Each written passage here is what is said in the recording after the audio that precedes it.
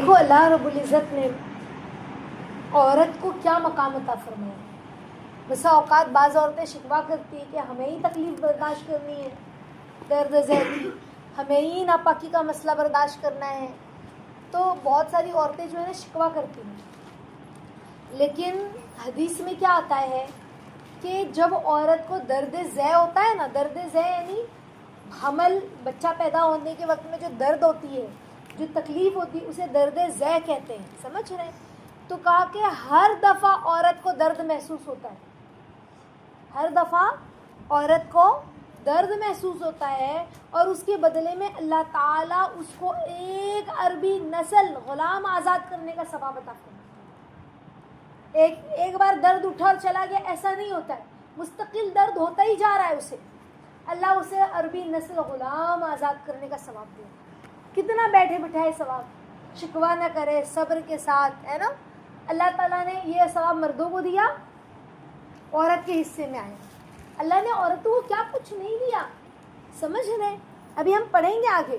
اللہ کے نبی صلی اللہ علیہ وسلم نے فرمایا نا، اس عورت کا حمل گر جاتا ہے، حمل گر جاتا ہے یعنی کہ خراب ہو جاتا ہے، مسکیریج ہو جاتا ہے، کروایا نہیں، خود سے ہو گیا. سمجھ رہے ہیں؟ تو کہا کہ وہ حمل بھی اپنی ماں کو جنت کی طرف کھینچتا ہوا لے جائے گا. شرط کیا ہے؟ بشرط یہ کہ وہ ماں صبر کرے اس نیت کے ساتھ کہ قیامت کے روز اس کو ضرور اس کا اجر ملے گا. آپ واویلا نہ کرے کہ میں ہی ملی تھی اللہ تعالیٰ کو، میرے ساتھ ہی ہونا تھا. سمجھ رہے؟ یہ سب نہ کہے، بلکہ آنکھ میں آنسو آئے گا، دل غمزدہ ہوگا، لیکن صبر کر لے کہ ضرور اس کا بدل اللہ مجھے دیں گے. اِنَّا لِلَّهِ وَإِنَّا إِلَيْهِ راجعون، ہے نا. حضرت علی رضی اللہ تعالیٰ عنہ سے روایت ہے نا کہ حضور صلی اللہ علیہ وسلم نے فرمایا کہ بلا شبہ ادھورا گرا ہوا بچہ بھی، ادھورا بچہ بھی، جیسے کسی کا 2 مہینے میں 3 مہینے میں مسکیریج ہو گیا، ادھورا بچہ بھی اپنے رب سے جھگڑا کرے گا قیامت کے دن، جب کہ اس کے والدین دوزخ میں داخل کر دیے جائیں گے. تو وہ لڑے گا اپنے رب سے، اپنے ماں باپ کے لیے. اس بچے سے کہا جائے گا اے ادھورے بچے جو اپنے رب سے جھگڑ رہا ہے، اپنے ماں باپ کو جنت میں داخل کر دے. لہٰذا وہ ناف کے ذریعے، بچہ کہاں سے پیدا ہونا شروع ہوتا ہے؟ ناف سے نا، ماں سے ناف سے ہی جڑا ہوتا ہے. سمجھ رہے؟ ناف وہ جگہ ہے جہاں سے بچے، جو ہماری جو ناف ہوتی ہے نا، وہ وہیں سے بچہ بننا شروع ہوتا ہے. سمجھ رہے؟ وہیں پہ سارے جسم کی نسیں نا، جیسے ایک ہوتا ہے نا ایسا سب پکڑ کے سب باندھ دی گئی ہو، تو یہیں پہ ساری نسوں کو ہے نا، سارے جسم کی نسوں کو باندھ دیا گیا. سمجھ رہے؟ اور یہیں پہ ایسی نسوں کا جم گھٹا ہے نا، اتنی کچھ، اتنی ساری نسیں ہیں کہ وہ پورے اللہ کا جو پورا جو یہ ہے زمین ہے، اس کے کئی چکر لگا لے. اتنی بڑی نس ہے ہمارے جسم، 7 چکر ہی کتنے چکر ذہن سے میرے نکل گئے، اتنی نس ہے. یہ ساری پورے جسم کی نس یہیں پہ آ کے باندھ دی گئی. سبحان اللہ. سمجھ رہے ہیں؟ تو بہرحال کیا کہا کہ وہ بچہ ناف کے ذریعے کھینچتا ہوا اس کو جنت میں داخل کرے گا، ناف کے ذریعے لے جائے گا کھینچتا ہوا، اور جنت میں داخل کرے گا اپنے ماں باپ کو. سمجھ رہے؟ کتنی بڑی بات ہے، کتنی بڑی سعادت ہے. دکھ ہوتا ہے ماں باپ کو، ہے نا، کہ اماں کو دکھ ہوتا ہے، لیکن اللہ نے اس کا کتنا بڑا بدلہ دیا.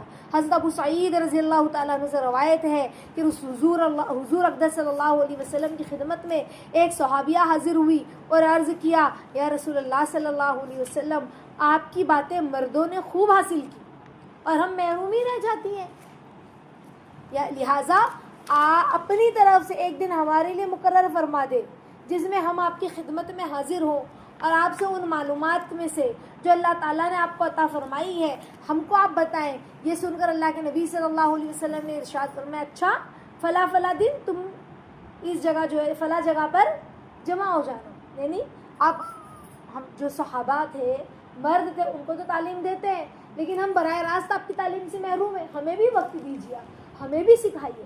تو اللہ کے نبی نے فرمایا فلاں دن تم بھی جمع ہو جانا.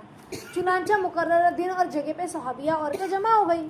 اس کے بعد اللہ کے نبی صلی اللہ علیہ وسلم تشریف لے گئے اور ان کو اللہ کے دیے ہوئے علوم سے بہت کچھ بتایا. پھر فرمایا کہ تم میں جو عورت اپنی زندگی میں 3 بچے پہلے سے آخرت میں بھیج دے گی, یعنی 3 بچوں کی موت پر صبر کرے گی.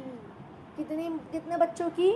3 بچوں کی موت پر. ہوتا ہے نا حمل بار بار گر جاتا ہے, ضائع ہو جاتا ہے, یا پھر بچے پیدا ہوتے ہیں اور انتقال کر جاتے ہیں.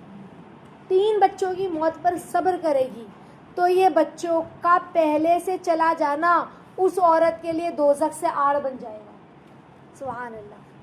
ان میں سے ایک عورت نے سوال کیا, یا رسول اللہ صلی اللہ علیہ وسلم, اگر 2 ہی بچوں کو آگے بھیجا ہو تو, 2 ہی بچوں کا اگر انتقال ہوا ہو تو, یعنی کسی عورت کے 2 ہی بچے فوت ہوئے ہو اور انہی پر وہ صبر کرنے کا اسے موقع ملے, تیسرے کی نوبت نہیں آئی موت کی, تو پھر کیا وہ 2 بچوں پہ صبر کرنے کا بھی یہی مقام مرتبہ ہے؟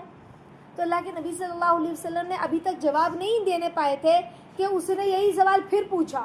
تو اللہ کے نبی نے کیا فرمایا, 2 لڑکے بھیج دینے کا بھی یہی مرتبہ ہے, 2 لڑکے بھیج دینے کا بھی یہی مرتبہ ہے, 2 بچے یعنی بھیج دینے کا بھی یہی مرتبہ ہے کہ وہ بچہ اس کے اور جہنم کے بیچ میں آڑ بن جائے گا.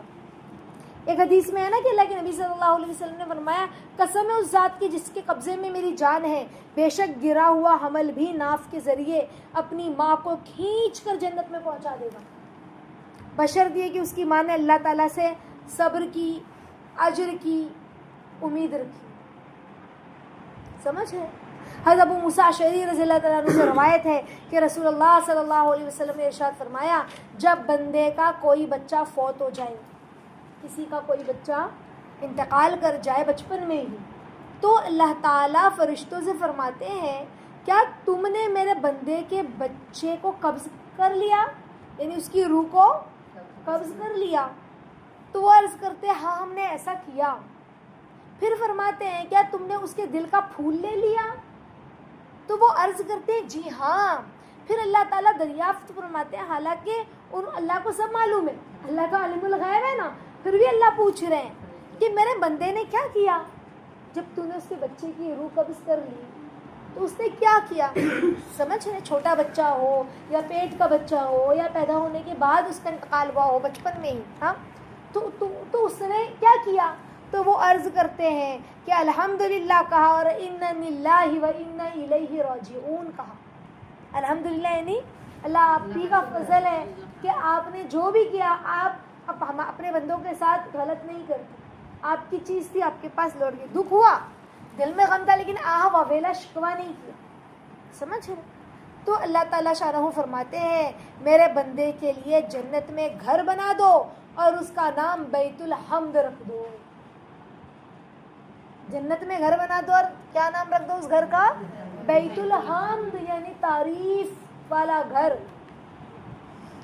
سبحان اللہ, کتنی بڑی بات ہے. تو دیکھو, ایک بچے کے دنیا سے رخصت ہو جانے پر کتنا بڑا اجر ہے. سمجھ رہے